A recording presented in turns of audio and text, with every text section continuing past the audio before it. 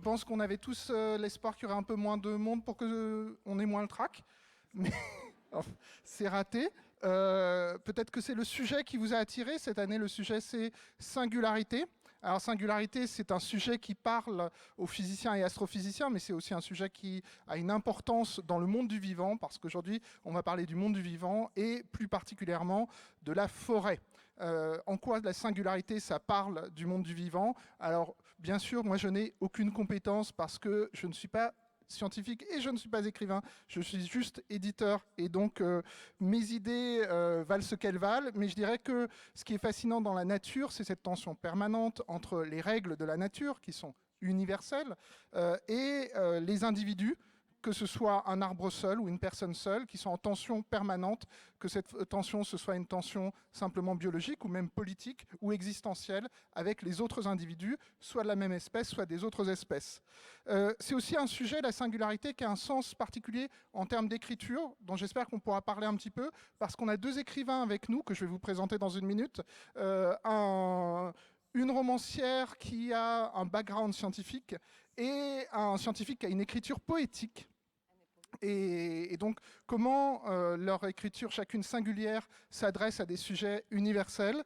Et enfin, il y a quelque chose de toujours très important dans la fiction, puisqu'on parle science, mais aussi fiction aujourd'hui, c'est que dans la fiction, souvent, c'est l'héroïsme d'une personne face à une adversité, à savoir un héroïsme singulier face à un problème plus général.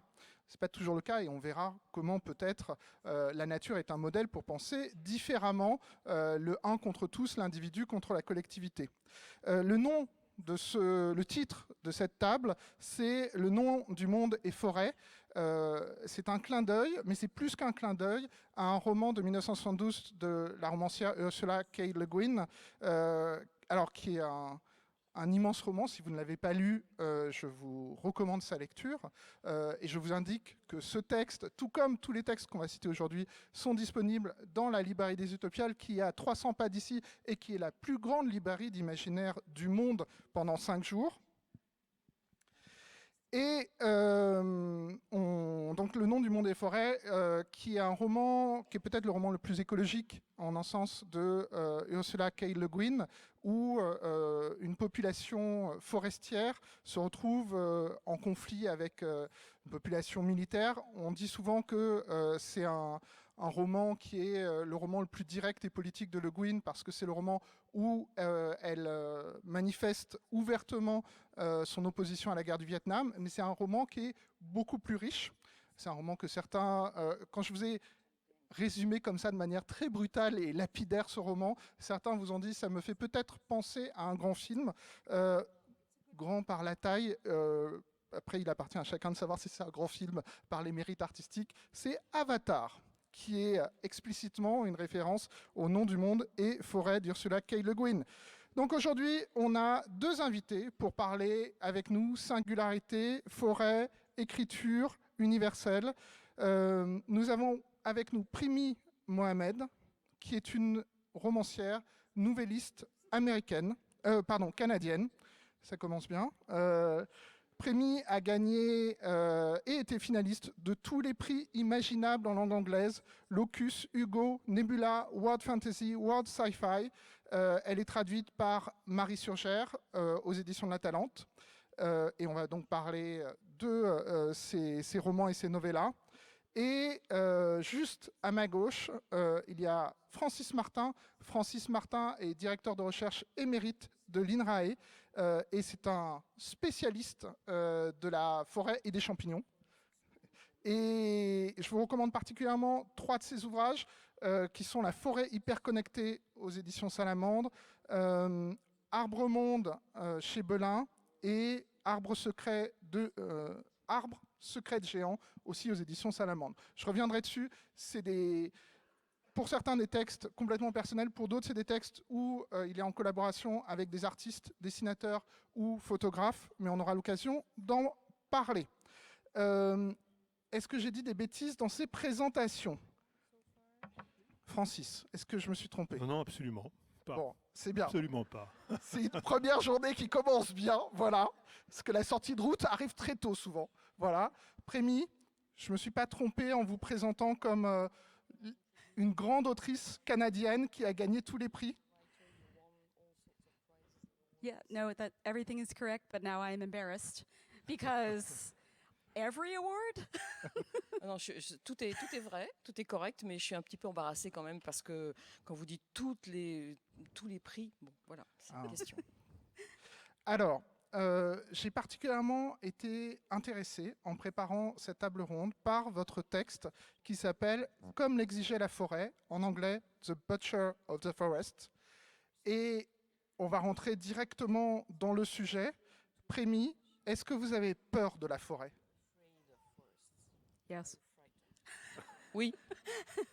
No, it's a surprisingly long answer, I think, because I am from the prairies. Everything is very flat. There is grass. There aren't so many trees. But my parents are from the Caribbean, and I think I grew up with an idea of the rainforest specifically that kind of lived in my head romantically rather than scientifically or accurately. And when I eventually did visit the rainforest for the first time in 1998, I don't know, I think I had some illusions shattered. Non, alors en fait, quand je vous ai donné ma première réponse, c'est une mauvaise réponse, bien évidemment. Moi, je viens d'un pays de prairies, d'un pays plat, où il y a peu d'arbres, mais mes parents sont originaires des Caraïbes et je me suis toujours fait, en grandissant, une idée de ce que l'on peut appeler la forêt amazonienne, la forêt tropicale. Et la première fois, c'est quelque chose de très romantique en particulier, la première fois que je suis allée dans cette forêt, dans une forêt tropicale amazonienne, c'était en 98 et tous mes rêves se sont brisés en fait, ça n'était pas ce que je pensais. So the truth is really, forests are dangerous. I also spent, 20 years working in environmental science, and I know all the different things that can happen to you alone in the woods. And I think also there's a different conception too in North America than there is in Europe, where in Europe, if you leave your city and you go out into the wilderness, you'll be basically fine. Except, I guess, if you run into a Roman patrol or some wild boars or something like in Asterix. But back home, if you leave your city and you go out into the forest, you could be dead in a day. There's just, it's a different type of wilderness. And I think the level of understanding and the level of respect is different. En fait, il faut quand même se rendre compte que la forêt, c'est dangereux. J'ai travaillé pendant 20 ans dans les sciences environnementales et je sais que tout peut arriver dans une forêt.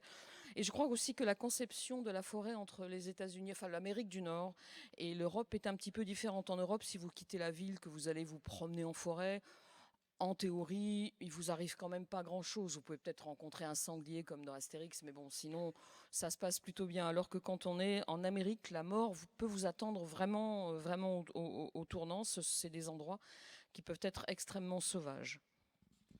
Alors, je vous remercie beaucoup, Premier, parce que ça permet de voir que la forêt, c'est certes une partie du réel, mais c'est aussi une partie de l'imaginaire personnel et collectif. Et je me tourne à ce moment-là vers Francis, parce que vous êtes depuis plus de 40 ans un des grands spécialistes mondiaux de la forêt. Vous êtes un chercheur, un directeur de recherche.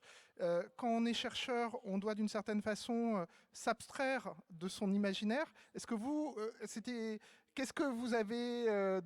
Comment votre imaginaire vous a gêné ou aidé quand vous êtes rapproché de la forêt d'un point de vue scientifique? Non, je ne pense pas que la forêt ou mon métier de scientifique m'ait inquiété dès le début. En fait, moi je suis originaire de Lorraine. La Lorraine, c'est une région de France où il y a encore 30 ou 40% de forêt. Et quand j'étais gamin, j'aimais parcourir les forêts de l'Est de la France à la recherche des champignons, par exemple, avec mes oncles, avec mes cousins. Donc en fait, très jeune, on était imprégné par cette ambiance très particulière qui est celle de la forêt. Pas d'inquiétude. Effectivement, on n'a plus de grands prédateurs dans les forêts françaises. La forêt française, telle qu'on la connaît aujourd'hui, c'est essentiellement une forêt jardinée, aménagée presque depuis 3 ou 4 siècles. souvent ce sont des chênaies étrées, des grandes futaies, donc c'est comme un parc. Donc c'est vrai qu'on se sent relativement en sécurité dans ces forêts, même si finalement on peut parcourir certaines parties des forêts vosgiennes ou des forêts lorraines sans rencontrer âmes qui vivent pendant des heures et des heures. Mais ça n'a rien à voir avec la forêt primaire d'Alaska ou des Rocheuses ou la forêt amazonienne où effectivement il y a des grands prédateurs et on risque sa vie. Mais rentrer dans ces forêts, moi j'ai toujours trouvé une grande sérénité. Et évidemment, en faire mon métier, c'est de découvrir comment fonctionnent les arbres, comment interagissent les arbres, la société des arbres dans une forêt, comment la forêt réagit au monde. Ça, c'était vraiment un rêve, un métier incroyable, un privilège extraordinaire de faire ce métier. Et petit à petit, et surtout à partir de 2012, là, quand j'ai commencé à écrire des ouvrages de vulgarisation scientifique, petit à petit en essayant d'être un peu plus littéraire, comme tu le signalais tout à l'heure. Et là, c'est intéressant parce que quand j'entre dans une forêt, quand je regarde un arbre, je vois à la fois la machinerie biochimique, moléculaire, toutes les interactions écologiques qui se déroulent dans cet arbre-monde, et puis je peux superposer à ça une image beaucoup plus poétique, celle des romantiques. Donc c'est intéressant cette dualité, cette navette permanente entre la vision du scientifique, il faut dire assez froide, assez réductionniste, et puis cette vision plus littéraire et plus poétique de la forêt et des arbres. Alors là, quand tu parles d'imaginaire plus littéraire et plus poétique, tu convoques l'imaginaire romantique. Alors, oui.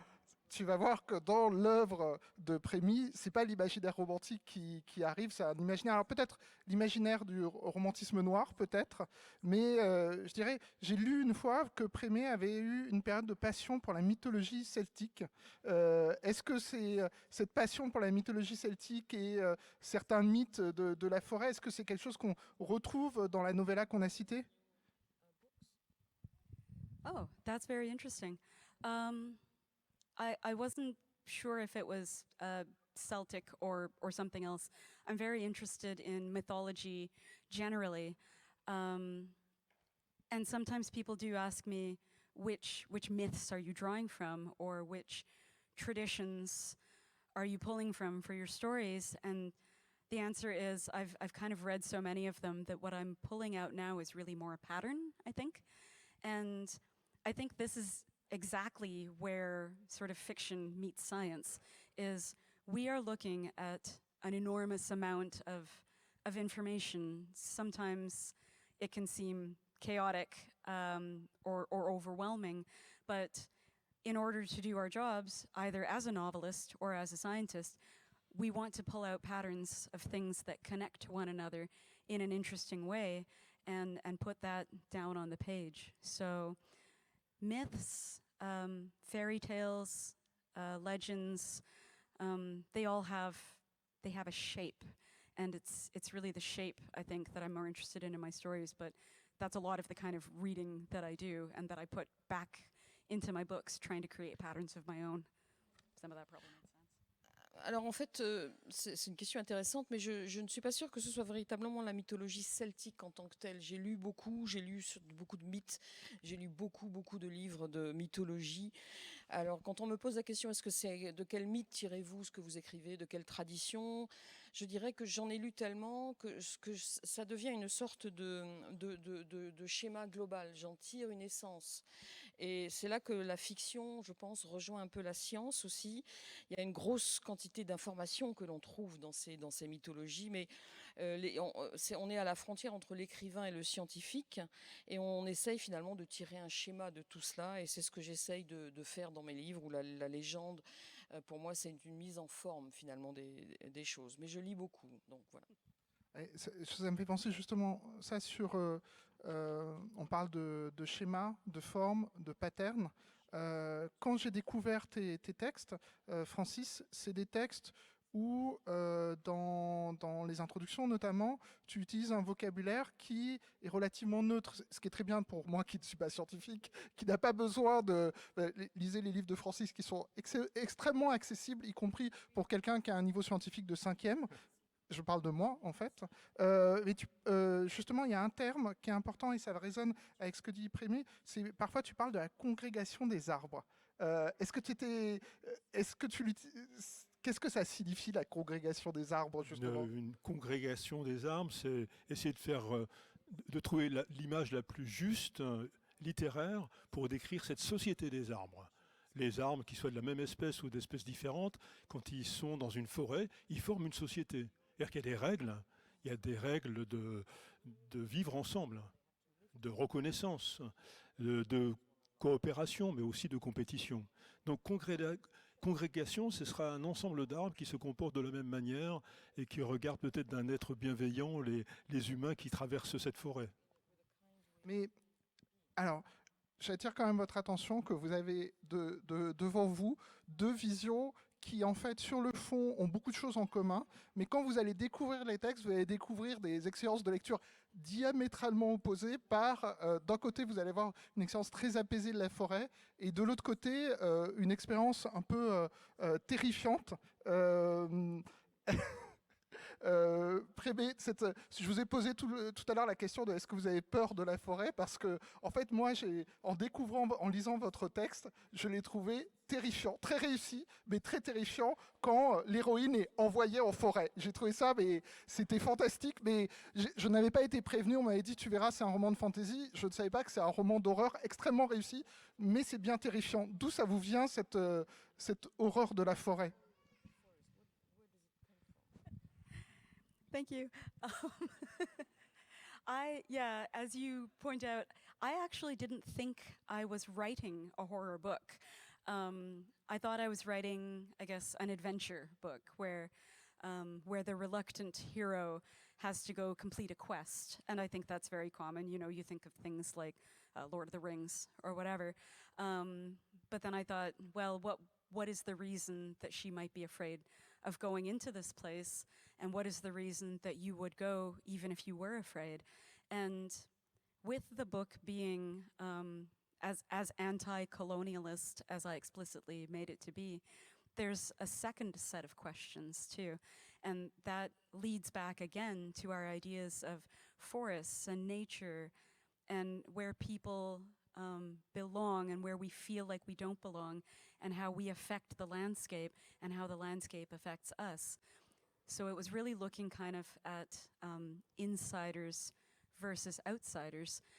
So Varys, being part of the original culture, is from the inside. In a sense, she already belongs to the forest. She treats it with respect because she knows about it, but she's sent in there by people who don't know about it, don't respect it, don't treat it with the proper level of knowledge and care. And this is what I'm, I guess, trying to say for the whole book, is things make us afraid when we don't understand them. And if we cannot find a way to convince ourselves to come to that understanding, I think that's where a lot of the horror comes from, is that something is bigger than us, wiser than us, and cannot be understood by us. The best we can do is just live near it. So I think that's why that ended up turning into a horror book.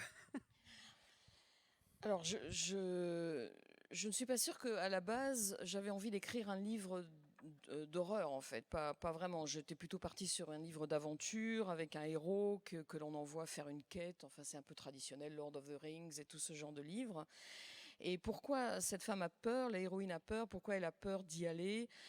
Alors, il faut savoir aussi que mes livres sont quand même très basés sur... Enfin, c'est un anticolonialisme que j'essaie d'expliquer ici. C'est-à-dire qu'il y a un deuxième niveau à découvrir. Ça ramène toujours à l'idée que la forêt, la nature, on ne leur appartient pas. On a malheureusement de l'influence, on a un impact sur cette nature avec ce que l'on fait. Il y a la vision entre l'insider, celui qui est à l'intérieur, et celui qui est à l'extérieur, l'outsider. Et c'est un petit peu à l'origine de tout. Et cette femme, elle appartient à la forêt.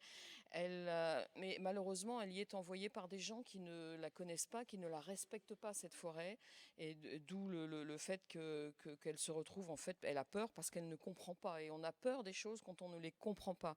Et il faut se convaincre, en fait, d'essayer de comprendre et d'essayer de voir que la forêt, en particulier, c'est plus grand que nous. c'est quelque chose que l'on ne saisit pas forcément, d'où la transformation en peut-être une histoire d'horreur aussi. Francis? Quand je vous emmène en forêt, quand j'emmène mon lecteur en forêt, c'est pas pour lui faire peur. Mais je comprends bien ce que dit Remy, c'est qu'en fait, en forêt, moi j'essaye de faire vivre la pulsion qu'on peut ressentir en forêt. Et il y a certainement un écrivain qui n'est pas un écrivain de science-fiction, mais qui a magnifiquement décrit la forêt et la nature, c'est Jean Giono. Et dans ses premiers ouvrages, il y avait cet aspect panthéiste, faire sentir au lecteur toutes les forces, les puissances qui s'agitent sous nos pieds quand on traverse une forêt ou un milieu naturel. Et j'essaye modestement, en fait, dans ces descriptions de la forêt, bien entendu scientifiques, toujours basées sur les connaissances les plus actuelles, j'essaye de traduire ce sentiment en fait de force et d'énergie qui traverse la forêt où les arbres sont en connexion avec les autres êtres vivants, avec le monde souterrain. Et voilà, Jean Giono arrive à exprimer ces flux d'énergie qui traversent la forêt, qui traversent le vieux être. Mais alors, je pense justement à quelque chose, je t'entends, et je repense à quelque chose que disait Prémier tout à l'heure, et que toi, tu t'as dit aussi tout à l'heure, c'est que tu parles de cette énergie dans la forêt, mais tout à l'heure, tu nous as dit que les forêts européennes, elles sont domestiquées. Oui. Et tout à l'heure, pour faire un lien, Prémier, elle parle en fait du fait qu'un aspect de son œuvre, c'est d'écrire des romans qui peuvent être perçus comme anticolonialistes. Et en fait, d'une certaine façon, l'Europe a conquis ou envahi le monde, mais a aussi conquis et transformé la forêt. Qu'est-ce que ça veut dire quand on dit qu'il n'y a plus de forêt originelle en France? Il n'y a plus de forêt primaire, c'est-à-dire que toutes les forêts que l'on a autour de nous, même dans les vallées les plus profondes des Alpes ou des Pyrénées, c'est des arbres où l'homme a vécu, où l'homme a travaillé, et les espèces végétales ou animales ou microbiennes qui sont là ont été modifiées par la présence de l'homme depuis plusieurs milliers d'années. Si la forêt primaire, telle que notre ami la présente, elle existait sur nos territoires peut-être il y a 3 ou 4 000 ans. C'est la grande forêt avant que les hommes néolithiques la pénètrent et commencent à la déforester, à la transformer. Mais même si la forêt qu'on a aujourd'hui est une forêt jardinée, aménagée, malgré tout, plus de 70% de la biodiversité se trouve dans ces forêts. Ça reste l'endroit le plus sauvage de nos territoires. C'est pour ça que je pense qu'on a encore un sentiment de crainte. Beaucoup de personnes craignent de rentrer dans une forêt, en particulier les citadins. Probablement qu'il y a encore cette peur, en fait, des parasites, des animaux, ou même des arbres géants et gigantesques qui vous regardent quand vous traversez la forêt. Donc la forêt que l'on connaît aujourd'hui en Europe, elle est certes domestiquée, elle est jardinée, elle est aménagée, mais ça reste un endroit de grande naturalité. En tout cas, bien plus grande que les autres écosystèmes que l'on peut rencontrer. Merci. Prémy, vous parlez du fait que la forêt fait parfois peur dans vos récits parce qu'on ne la comprend pas. Mais votre héroïne, elle n'a pas si peur que ça. Tout le monde a peur de la forêt. Pourquoi elle moi, j'ai trouvé qu'elle avait moins peur que les autres. Il y a un moment, en fait, cette mission qu'on lui met sur le dos, elle l'accepte. À un moment, je me dis, parce qu'en fait, elle en a marre des hommes et elle veut rentrer dans la forêt, enfin, des êtres humains. Donc, est-ce que c'est une lecture correcte? C'est-à-dire, je la trouve pas si terrifiée que ça, elle. Yeah. And I guess, again, when we are talking about the craft of fiction, you still need a main character who will do what you tell them to do. So, yeah, she's frightened, but she's also the only person who has ever gone in there and successfully come back out. And so she has not just her knowledge, but she has something else. She has this secret knowledge, because everyone else who goes in there doesn't come back out. And so the whole time, ideally, the reader is thinking, what does she know that others don't know? Or what has she experienced that others have not experienced? And, you know, this idea that you can never cross the same river twice because the water is moving. I think both in fiction and in real life, you never enter the same forest twice because the forest is always changing. So you yourself have to change what you know, how you act, how you treat it, because you haven't entered the same forest, you know? Alors, en fait, c'est aussi de la fiction ce que j'écris. Donc, il faut toujours un héros qui va faire ce qu'on lui demande de faire, ce que je vais lui demander de faire. Ça, c'est vrai, mais je pense que elle n'a pas si peur que cela parce qu'elle va y aller et elle en ressort, elle en revient. Et à peu près tous les autres personnages qui vont dans cette forêt ne reviennent pas. Elle en revient. Et alors, la question qui se pose, c'est qu'est-ce qu'elle sait? Quels sont les secrets qu'elle connaît qui font qu'effectivement, elle va sortir de cette forêt? Et je pense que, comme on dit, qu'on ne traverse jamais deux fois la même rivière parce que l'eau coule, c'est la même chose pour la forêt. On ne traverse jamais deux fois la même forêt parce qu'entre-temps, on a changé, on a une différente vision des choses. Oui, la forêt, c'est vraiment un monde qui change en permanente. Elle a tout à fait raison. C'est-à-dire qu'en fait, tous les jours, toutes les saisons, évidemment, là, on traverse les premières semaines de l'automne. La forêt, on voit ce changement incroyable où les arbres se dépouillent et vont rentrer dans cette longue période de dormance avant le printemps prochain. Mais même au cœur de chacune des saisons, chaque fois que je rentre dans une forêt, je note des différences. Les plantes, les fleurs, les insectes, les arbres vivent de façon différente, en permanence. Alors, en lisant tes textes, Francis, c'est des textes qui sont extrêmement, je dirais, à la fois joyeux et apaisés sur la forêt. Mais je me demandais si dans ton écriture, il n'y a pas quelque chose de sous-jacent, c'est-à-dire de faire aimer la forêt pour susciter l'envie de la protéger. Parce qu'il faut aussi qu'on parle de l'avenir et quand on lit les journaux, on a l'impression que l'avenir de la forêt n'est pas radieux, en fait. Alors, il y a des forces puissantes qui sont prêtes à dépecer, à déforester les massifs forestiers, y compris en Europe, y compris en France. Donc effectivement, c'est un combat permanent.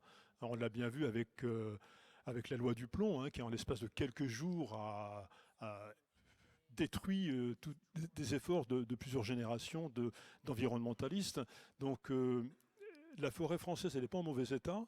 Elle a doublé sa superficie en 2 siècles. La quantité de bois sur pied vivant a quasiment doublé en 20 ans. Toutes les zones abandonnées par l'homme, où le pastoralisme a été abandonné dans la Haute-Provence, dans les Pyrénées, dans le Massif central. Beaucoup de vallées des Pyrénées, des Alpes et des Vosges ont été abandonnées par les agriculteurs. La forêt a reconquis tous ces territoires. Donc en fait, le paysage forestier français, il est relativement bien bon.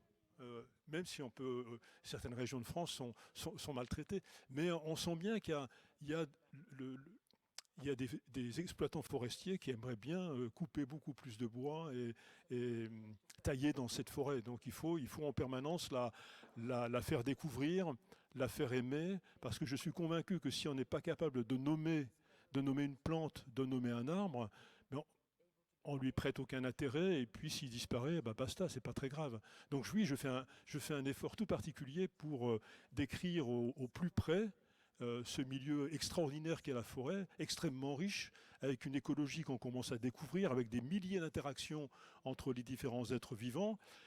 C'est extraordinaire, en fait. C'est aussi joli qu'un très bon roman de science-fiction. On parlait d'Ursula Le Guin et de son livre « Le nom du monde et forêt ». Oui, je suis complètement en phase avec sa vision de la forêt. Alors, dans le cadre d'Ursula Le Guin, il y a cette idée que cette forêt est une métaphore d'une des humanités. Là, je vais me tourner vers Primé, qui j'ai lu que vous étiez une immense lectrice, mais vous êtes arrivée assez récemment sur Le Guin, en fait.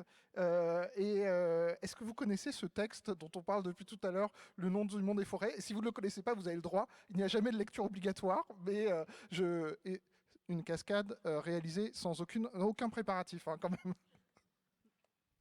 Oh. Yeah, so the question seems to be yes. Oui, I was very fortunate to have read that many years ago, so I consider it to be somewhat of a foundational text. Le Guin, of course, is a literary hero of mine, but also the topics that she chooses to cover, both in her fantasy and in her science fiction, are very dear to my heart, and I hope that I'm writing somewhat in the same tradition. Last year, I was actually a finalist for the Ursula K. Le Guin Prize. Didn't win, but I think the book, when it's a very short book. When we reread it now, it seems difficult almost to think of it as like affecting the world. I can think of lots of non-fiction books where people kind of rose up and acted on what they had read. Rachel Carson's Silent Spring comes to mind. I really thought maybe The Word for World is Forest would have sort of the same effect, and all my life I've been slightly disappointed that it didn't result in something like that. But that book and some of her other stories, including The New Atlantis, which I think is maybe my favorite short story of hers, maybe of all time, I don't know, informed 3 of my books. So the annual Migration of Clouds trilogies, which is set in a future where industrialized civilization has sort of collapsed. And one of the reasons that people often think of these books as dystopias, even though I didn't write them to be that way, is that because of drought conditions and because of disease, a lot of the trees have died. So there is no more forest. And we have to reckon with nature in a new way. Ah oui, c'est vrai que je connais ce livre dont vous venez de parler. Je l'ai lu il y a très longtemps. C'est un livre fondateur pour moi, en fait. C'est un sujet que j'ai toujours beaucoup aimé entre la fantaisie, la science-fiction. Donc c'est très très cher à mon cœur. D'ailleurs, j'étais finaliste à un moment pour avoir le prix et je ne l'ai pas eu. Mais bon, voilà. C'est un livre court que l'on relit et qu'on relit, qui est parfois difficile. Et je crois que c'est parfois difficile de voir que la non-fiction n'a que finalement peu d'impact. Ça arrive un peu au silence. Et peut-être c'est pour ça que la fiction est importante ici. Dans certaines de mes nouvelles, j'écris, alors on me dit que ce sont des dystopies, mais je pense quand même que j'avertis, quoi. Quand on voit des forêts détruites à cause de la sécheresse, à cause des maladies, on se rend compte qu'on est dans une situation difficile. Il faut écrire là-dessus. Et Prémé a mentionné une nouvelle qui s'appelle The New Atlantis, qui est disponible au Bélial en librairie dans un recueil de nouvelles. Ça me fait penser à quelque chose, c'est que puisqu'on parle de Le Guin, il y a toute une réflexion chez Le Guin sur comment on écrit de la fiction en sortant un peu de cette idée qu'il y a un héros qui est tout seul, qui sort de la caverne, qui va tuer un monstre, qui revient et qui a sauvé le monde. Elle essaye d'écrire quelque chose où on parle plus de collectivité, de collaboration, où l'évolution ne passe pas toujours par la destruction. Et en fait, en lisant tes textes, Francis, comme je lisais en parallèle Le Guin et Prémier, je pensais à quelque chose, c'est que cherchais dans mes propres connaissances de biologie. Une des seules choses dont je me souviens, c'est Darwin qui parle de la guerre entre les espèces, de ce conflit sans fin pour la survie, et que donc, d'une certaine façon, le monde naturel n'est pas le modèle de l'entente et de l'apaisement. Et simplement, est-ce que la guerre entre les espèces, ça existe dans le végétal aussi? Je m'étais jamais posé la question, en fait. Oui, bien sûr. En fait, cette vision, c'est plutôt le néo-darwinisme qui considère que le moteur essentiel de l'évolution et le moteur essentiel du fonctionnement des écosystèmes, c'est la compétition. Et en réalité, non.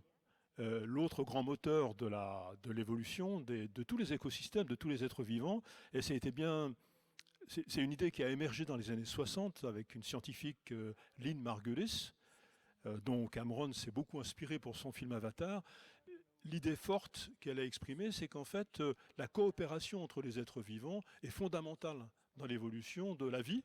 En fait, nous sommes le résultat de symbiose. Nous sommes un symbiote, en fait, notre corps est parcouru de millions d'espèces de bactéries, de milliers d'espèces de champignons qui vivent en interaction avec nous, qui influencent notre comportement, qui influencent notre santé. Nos cellules sont des symbioses entre d'anciennes bactéries qui sont devenues les mitochondries, qui sont devenues les chloroplastes chez les plantes. Donc cette vision de l'endosymbiose d'abord, et puis après, elle l'a étendue à la symbiose, à une symbiose générale, une symbiose mutualiste. Et on sait aujourd'hui qu'en fait, dans tous les écosystèmes, et dans les forêts en particulier, la symbiose est l'un des 2 grands moteurs de la vie. Bien sûr, la compétition existe toujours. Les êtres s'entretuent et se combattent pour accéder à la nourriture. au sucre qui sont le combustible de la vie. Et les arbres, les arbres mondes, les arbres univers sont là pour alimenter toute la chaîne trophique en combustible, en énergie et en sucre. Et beaucoup d'êtres vivants autour, qu'ils soient animaux, végétaux ou microbiens, se battent pour accéder à ce combustible. Mais n'empêche que certains de ces organismes ont appris à dialoguer, à communiquer, à coopérer, et on a aujourd'hui dans les forêts, mais pas que, aussi dans les autres écosystèmes naturels, eh bien, des interactions très fortes, des interactions symbiotiques mutualistes, où les partenaires tirent bénéfice de l'interaction. Ils sont plus forts à deux qu'ils ne le sont tout seuls. Et un bel exemple, effectivement, qui est souvent cité et qui a été largement médiatisé, c'est la symbiose entre les arbres et ces micro-organismes filamenteux que sont les champignons. Alors, pas uniquement les champignons qu'on ramasse aujourd'hui en forêt, hein, les cèpes, les bolets, les chanterelles, les russules, les lactaires. Ce qu'on ramasse, c'est en fait le sexe, les fruits de ce réseau souterrain de filaments fongiques qu'on appelle le mycélium, et qui en fait tresse des liens très forts entre l'ensemble des systèmes racinaires des arbres et des autres plantes. Donc en fait, quand on marche dans une forêt, on se promène sur un tapis de filaments de mycélium qui explore l'humus, qui explore la litière et qui connecte l'ensemble, en tout cas pas l'ensemble, mais de nombreux arbres dans une parcelle forestière. Mais alors, ça me permet... J'apprends beaucoup de choses sur notamment le mycélium. Mais l'image est simple, enfin l'image est belle, en tout cas, c'est imaginer, on ferme les yeux, on est en forêt, et là on imagine que sous nos pieds grouille, court un tissu, un filament de champignons qu'on appelle effectivement de ces cellules fongiques qu'on appelle le mycélium, ce réseau souterrain, et il connecte les plantes les unes aux autres. Pour moi, ça a été une découverte fascinante, hein, digne d'un grand livre de science-fiction. Ben, ça, dans la science-fiction, c'est depuis longtemps une réflexion, et particulièrement, c'est une réflexion qu'a théorisé Le Guin dans les années 80 sur le fait qu'il fallait s'éloigner de visions, enfin de formes de récits classiques, qui sont des récits qui relèveraient d'une certaine façon, comme tu dirais, de la compétition, et aller vers des récits qui réfléchissent sur la notion de coopération, donc cette autre force dont tu parles. Là, je me tourne vers notre amie canadienne. Cet appel de Le Guin à dire il faut écrire des fictions qui parlent plus de coopération. Est-ce que c'est un appel qu'elle entend? Parce que je trouve que c'est un appel quasiment impossible, parce que c'est difficile de raconter une histoire hors de ce schéma classique du héros ou de l'héroïne même, qui part au combat et qui seul triomphe d'un monstre, en fait. Comment on crée? Est-ce que c'est un appel qu'elle entend? Est-ce que ça la guide? Est-ce qu'elle trouve ça facile, difficile? Good question. I think that idea has never really been true in fiction, honestly. Otherwise, you have a story where there's a single hero and only enemies, but you never see that. You always see a hero and friends or associates or colleagues or helpers, mentors, students, people that are aiming at the same goal, and maybe they intend to get there different ways. But I do think there is, over the last maybe 20 or 30 years, more of a push to recognize that kind of cooperation in fiction, more community-minded stories rather than focusing on the single hero. There may be a main character, but there isn't necessarily anymore a hero. And there's a quote, I can't even remember who said it, unfortunately, but the idea of the individual is biologically useless. So there really is no such thing as an individual. There are communities, and there are communities that cooperate with one another. They compete with one another. They may be, symbiotic or parasitic with one another. I wish I could speak French so that Francis and I could talk about this for hours. But again, in my books, there is also, in the Annual Migration of Clouds books, there's also an epidemic of a fungal symbiote that is hereditary, and people aren't sure whether it's changing their behavior or not, but it is making them more community-minded, more risk averse, more likely to stay in their community and keep their hosts alive. And I just keep thinking, we're not writing stories about individuals. We're never writing a story about one person. That's the most boring thing in the world. We are writing about communities, and we are writing about people's interaction with each other in a society to reveal truths about human nature if we can, because that's the way the world works. And that's what we're trying to put into fiction.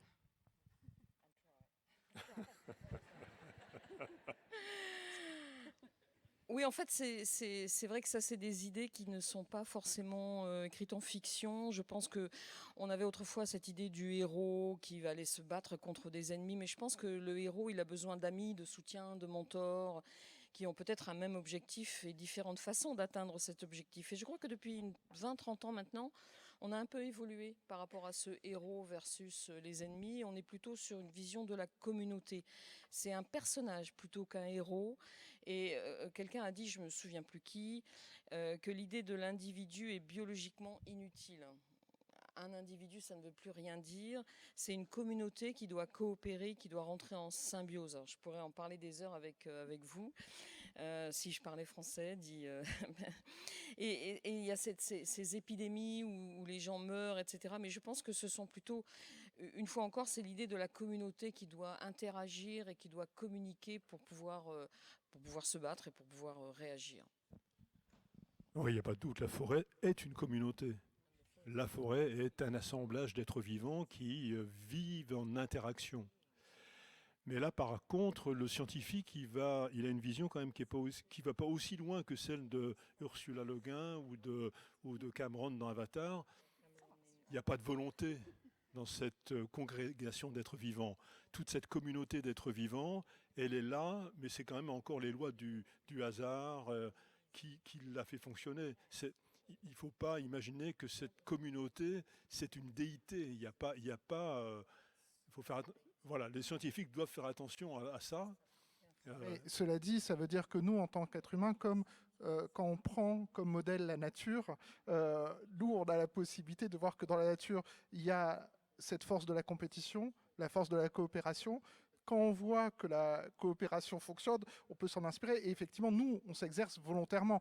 Alors ça m'amène sur une petite question, parce que l'heure tourne, mais c'est quand même une question que je voulais te poser sur la question de la coopération.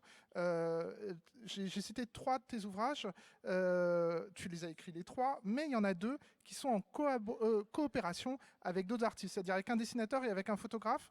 Tu peux nous en parler un peu? Oui, c'était vraiment une très belle expérience, puisque évidemment, confronter des mondes différents, d'écriture et de représentation du monde, c'est toujours extrêmement excitant. Donc, dans l'Arbre Monde, on essaye dans ce livre, on pourrait l'appeler le chêne monde, c'est de raconter cette communauté que constitue le chêne. Un vieux chêne, il est capable d'héberger plus de 2500 espèces d'êtres vivants, végétaux, animaux, microbiens. Et parmi ces 2500 espèces d'êtres vivants qui vivent sur ou dans le chêne, il y en a plus de 350 qui dépendent totalement de cette interaction. C'est-à-dire que ces 350 organismes, encore une fois, animaux, végétaux, microbiens, ils vivent en coévolution avec l'espèce chêne depuis 60 millions d'années, et les liens sont si forts que si l'espèce chêne disparaît, l'ensemble de ces 350 êtres vivants vont disparaître. Ils ne peuvent pas aller se balader sur un sapin, un épicéa ou un hêtre. Donc ces liens sont extrêmement forts. Et quand Florian Gaden, qui est un artiste français mais qui vit au Japon, a entendu cette histoire, il a dit « mais c'est pas possible, c'est extraordinaire. Le chêne vit avec plusieurs centaines d'êtres vivants. » Je lui ai dit « oui ». Il m'a dit faisons un dessin, faisons une peinture. Donc Florian a créé une peinture qui fait 2,50 m, 3 mètres de hauteur, qui représente un chêne, la canopée, le feuillage, le tronc, le système racinaire, qui est généralement jamais représenté dans les dessins d'artistes. Et puis, plusieurs centaines d'êtres vivants sont là, interagissant, vivant, bougeant, grouillant sur ce grand chêne. Et quand quand j'ai raconté cette histoire et j'ai montré cette peinture à mon éditrice, Olivia Rocassens, chez Humaine 6, elle m'a dit « mais ça pourrait faire un super bouquin ». Et donc avec Florian, on a décidé, moi je fais on a sélectionné une centaine de ces êtres vivants, encore une fois champignons, bactéries, insectes, mammifères qui vivent avec le chêne, et on a fait une série de zooms comme ça, où moi j'écris des textes et Florian a fait des aquarelles incroyablement belles qui montrent cette forêt qui décrit ce chêne. Et pour moi, c'était une expérience extraordinaire parce qu'évidemment, l'artiste, il n'a pas la même. Florian n'avait pas la même vision du monde que moi. Donc souvent, on était pas souvent, mais parfois en conflit dans nos représentations. Moi, je tenais à avoir une rigueur scientifique stricte, et puis il me dit, mais non, écoute, moi je suis un artiste, si j'ai envie de représenter ce champignon à tel endroit et sous telle forme, c'est mon droit. Donc comme ça, il y a un modus vivendi, et le livre est le reflet de deux visions du monde, de deux visions du chêne-monde, celle du scientifique qui travaille sur cet arbre depuis une quarantaine d'années, et puis celle de Florian, artiste peintre, aquarelliste, qui n'avait jamais en fait imaginé la complexité de ce système biologique. Le deuxième livre qui vient de sortir, là, il y a quelques semaines, chez La Salamandre, c'est un très beau livre, en fait, et là aussi, c'était une belle expérience. En fait, c'est ce livre qui s'intitule Arbres, secrets de géants. On a sélectionné les 25 espèces d'arbres emblématiques de nos forêts européennes, le chêne, le hêtre, le sapin, le pin, le bouleau.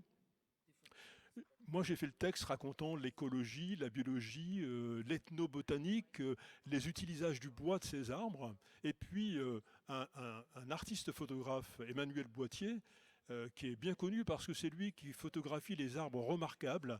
En fait, il les photographie comme des humains. Il les photographie avec des jeux de lumière. Donc, en fait, on a affaire dans ce livre à une description de la vie de ces arbres, mais surtout, on a des portraits des plus vieux arbres qu'on peut rencontrer dans nos forêts ou parfois même sur la place de nos villages. Donc voilà deux expériences vraiment pour moi qui ont été fascinantes, interagir avec un peintre, aquarelliste et interagir avec un photographe.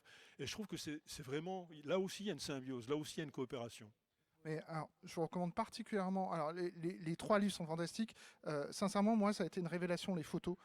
Parce que, après, en plus, on est vraiment dans un aller-retour entre le réel et l'art. Parce que l'art change notre vision du réel. C'est-à-dire que moi, après, en forêt, je n'ai plus regardé les arbres de la même façon. C'est-à-dire on cherche par son regard à recréer quelque chose qu'on a vu dans le livre. Et c'est vraiment fascinant. Mais alors, puisque c'est une histoire de deux coopérations qui sont des coopérations heureuses. J'aimerais me clore en fait avec une question sur un type particulier de coopération, puisqu'on parle de communauté. Les écrivains, c'est à la fois des gens qui sont dans leur singularité, leur manière unique de voir le monde, mais en écoutant vos interventions diverses, je me suis rendu compte que vous étiez d'une part très généreuse, mais très attentive en fait aux gens qui vous lisent. Est-ce que vous, Prémé, en tant qu'écrivain, quelle est votre interaction avec les lecteurs? Est-ce que ça vous pousse dans un sens? Est-ce que sinon vous êtes une étoile filante qui n'est pas interceptée par quoi que ce soit? Ou est-ce que vous êtes une sorte d'arbre d'interaction avec une nature autour de vous? Hard to say. I also like how we just threw in the nature part at the end there too. The joke is that I got an environmental science degree so that I knew which parts of the environment to avoid. Turns out it's a lot of them. But yeah, so my writing journey maybe doesn't look like a lot of my friends, for instance. I always wrote alone.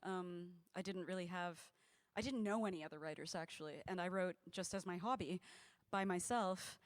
And eventually when I started getting published, everyone I knew was shocked. They were like, "You write books? I didn't know you wrote books." And I'm still very solitary as a writer, but I also understand the two facets of an author being the writer, because the art is yourself, it's up to you. And you can't capture your own voice if you're trying to listen to everybody else's. But the publishing side, where we do try to reach readers who will be touched by our books, who will engage with our books, that takes a lot of people. So it's really working on kind of the two aspects of wanting to create the work alone, but wanting to let other people work with you to get the work into the world. So after that, I think it's a process of understanding that readers will take from your work what they need, not necessarily what they want. And so once it's out in the world, it belongs to them, not me. Merci beaucoup. Alors, c'est un petit peu difficile à expliquer, j'imagine, mais comme j'ai un background, j'ai une éducation de scientifique, je sais aussi quoi éviter dans la nature, etc. Mais mon voyage avant est un petit peu différent parce que j'ai commencé à écrire un peu toute seule. C'était un hobby. Et quand en fait j'ai commencé à être publiée, les gens autour de moi ont été très surpris. Ah, mais je ne savais pas que tu écrivais, tu écris, c'est fantastique. Donc je suis un peu solitaire quand j'écris. Et je crois que quand il y a les écrivains, il y a ceux qui... Enfin, on écrit parce qu'on est tout seul, on est face à ce que l'on veut dire. Et d'un autre côté, quand on est publié, il ne faut pas non plus, oublier les gens qui vont être touchés par ce que vous écrivez. Moi, je travaille toute seule, mais je veux quand même que mon travail soit lu, soit utilisé. Le lecteur, il va retirer ce dont il a besoin, pas forcément ce qu'il veut de ce que vous écrivez. Pour moi, ça, c'est quand même très important également. Cela dit, c'est l'écho aussi de quelque chose que tu disais tout à l'heure, Francis, sur le fait que dans la nature, les choses se passent sans qu'il y ait d'action volontaire au-dessus. C'est-à-dire que les choses se passent naturellement. Et c'est aussi ce que dit Prémé, c'est que finalement, il y a ce qu'on veut et il y a ce qui se passe parce qu'il y a des règles les règles de la nature qui se déploient librement. On a encore quelques minutes pour, avant de conclure, prendre peut-être quelques questions. Alors, je vous indique que moi, j'ai les spots dans les yeux, donc je ne vois pas grand-chose. Mais il y a des personnes parmi vous qui ont des micros et qui vont pouvoir... Alors, manifestez-vous pour poser des questions. Alors là-bas, je vois quelque chose. Alors, je ne vois pas grand-chose, donc je repose sur les personnes qui ont le micro pour décider pour moi. Bonjour. Voilà. Bonjour, merci beaucoup aux deux invités d'être venus aujourd'hui. J'ai une question pour nos deux invités. Primi, vous avez dit juste avant, il n'y a pas d'individu, il n'y a entre guillemets que des communautés, l'individu n'existe pas. Comment, du coup, face à la société de consommation d'aujourd'hui qui survalorise l'individu, notamment au travers des réseaux sociaux, comme des trends comme I am the main character. Comment est-ce qu'on peut réussir à intégrer cette image justement de la forêt en tant que communauté pour peut-être lutter contre cette surindividualisation de la société qui est de plus en plus forte? Voilà. Très bonne question. That is a very good question. Difficile. Très bonne question. Compliquée. Yeah. No, it's something I think about a lot now. I don't know if I'm showing it in my fiction, but it is hard to get away from thinking of ourselves as being not just individual, but so alone in a system that's almost designed to break us apart into small compartments and keep us separated from each other. You know, like you said, the demands of capitalism. We work hard. We don't have time to be with our families or our friends. There's a long commute maybe. We don't have time to socialize. We don't have time to volunteer. We don't have time for activism. We don't have time for helping people or thinking about other people. I think maybe, though, where it starts is understanding that this is not individual and it's not an individual failing of our personality or our hearts or our souls. It is systemic. It's the entire system. So I think finding ways to break out of that system and to act in a more community-minded way. Again, you know, getting to know your neighbors, doing volunteering, going out to in-person events, trying to put yourself out into the world and seeing what you connect with when you are not alone is probably a start. And then seeing what happens from there and seeing how the world pushes back against it.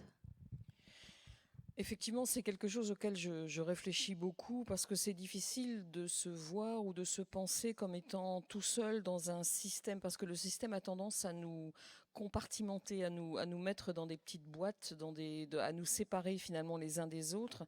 Et c'est un peu ça le capitalisme aussi aujourd'hui, c'est qu'on travaille, on passe du temps à aller au travail, à revenir du travail, on n'a pas le temps pour sa famille, on n'a pas le temps pour faire du volontariat, pour aider les autres. Et je crois qu'il ne faut pas considérer que c'est un échec en tant qu'individu, c'est le système qui nous fait comme ça. Et il faut essayer de sortir de ce système. Et sortir de ce système, c'est commencer à interagir, à agir avec la communauté, à agir avec ses voisins, à se porter volontaire, à sortir dans le monde. Voilà, je crois que ça, c'est quand même essentiel. Je vous remercie beaucoup de cette question qui était remarquable. Je pense juste à quelque chose, c'est qu'il y a prendre la forêt comme modèle volontaire, mais il y a aussi ce que la forêt peut nous faire d'une manière quasi involontaire. Toi, Francis, tu as un peu évoqué ça, c'est qu'est-ce que la forêt nous fait sans qu'on se dise c'est un modèle à imiter. Non, mais c'est vrai que c'est une question qui est très pertinente, mais aussi très délicate, parce qu'en fait, quand on dit que la forêt ou que tous les écosystèmes naturels sont le résultat d'une coopération et d'une symbiose, c'est déjà politique comme langage.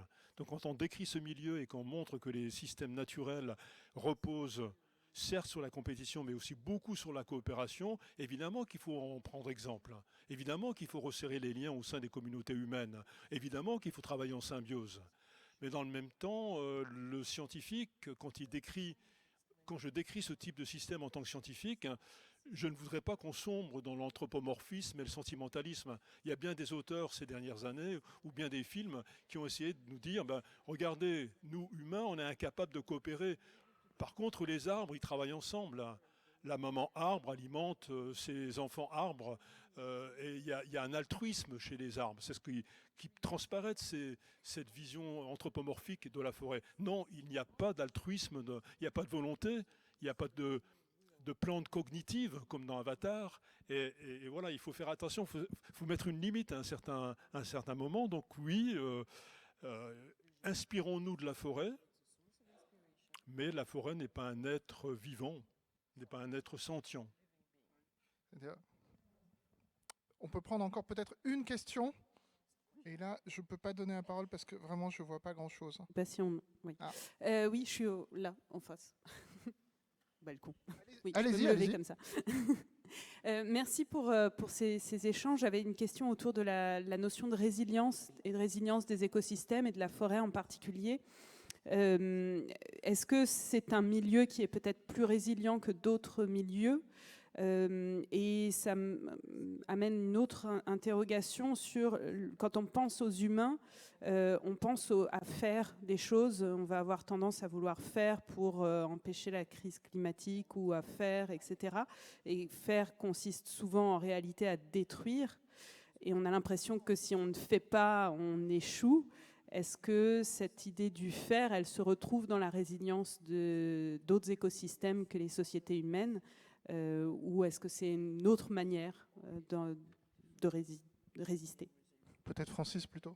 Oui, écoutez, les chercheurs aujourd'hui, dans les laboratoires français, européens, américains, partout sur la planète, s'efforcent d'étudier cette résilience des écosystèmes forestiers, mais aussi des autres écosystèmes naturels, parce que ces écosystèmes, et les forêts en particulier, on l'évoquait tout à l'heure, sont l'objet de contraintes climatiques extrêmement fortes. Les dépérissements partout se multiplient, près de 200% d'arbres malades en plus ces 5 dernières années. Donc évidemment, on s'interroge, est-ce que les forêts sont résilientes? Est-ce qu'elles vont pouvoir s'adapter à ce changement climatique? Si elles sont modifiées, est-ce qu'elles vont pouvoir revenir à un moment ou à un autre à leur état initial? On n'a pas de réponse aujourd'hui. C'est vraiment les travaux de recherche. La recherche aujourd'hui essaye de faire un diagnostic de l'impact du changement climatique sur les forêts. Et on va voir si les forêts sont résilientes. Moi, je suis assez optimiste parce que j'ai traversé plusieurs endroits de la planète où les forêts avaient été particulièrement blessées.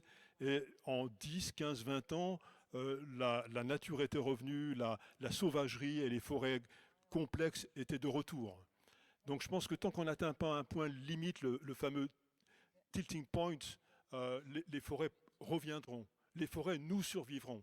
Les arbres sont sur Terre depuis 300 millions d'années. À mon avis, ils seront encore là dans 300 millions d'années, alors que nous, on aura disparu. Alors c'est sur cette note d'optimisme ambigu, comme Ursula Le Guin disait, utopie ambiguë. Voilà.